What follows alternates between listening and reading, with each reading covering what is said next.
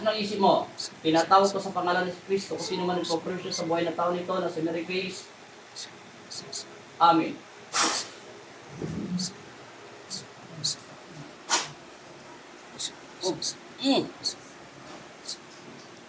Nasaranta na. Amen.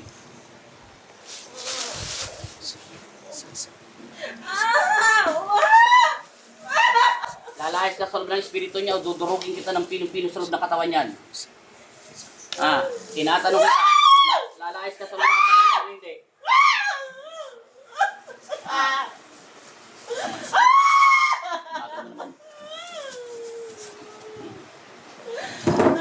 Ulit pa rin isang sagot. Lalayas ka sa loob ng katawan niya.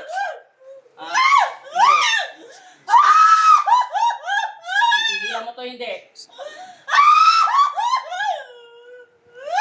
Yung tanong isasagot, kilala mo si Kristo hindi? Kilala mo ang aming Panginoon, bibitaw mo sa hindi? Ulit tanong isasagot, kilala mo si Kristo hindi? Ano ang pangalan mo? Sa pamamagitan ng pagsabit ko sa inyong pangalan, Panginoon Kristo, isinasaway kita masamang espiritu sa loob ng katawan ng tao nito. At tahimigin ito sa pangalan ng Jesus. Amen!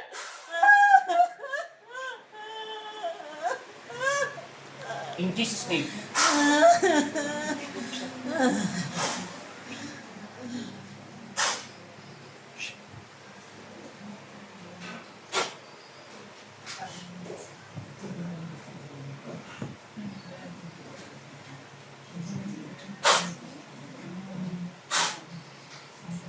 Gising.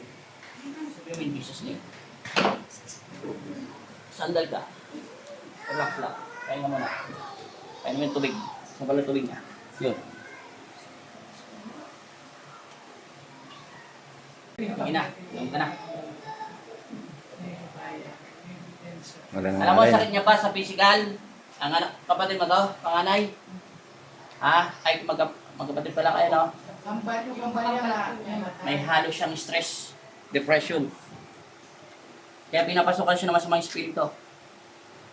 Tingnan muna natin kamay mo kung gagana pa. Pigit. Di ba nawala? Masakit ba? Yan. Babae, lalaki, elemento, espiritu, diablo. Wala na, no? Kahit anong din, no? Buka na. Tingnan mo. Liri mo.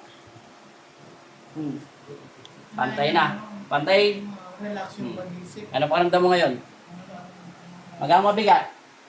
Di ba sabi mo masakit yan? Iangat mo pala ngayon. Ano pinagkaiba? Masakit pa? Igano mo. Hatakin mo talaga. Ano? Masakit pa? Hindi na, no? Yes. Salamat kay Lord.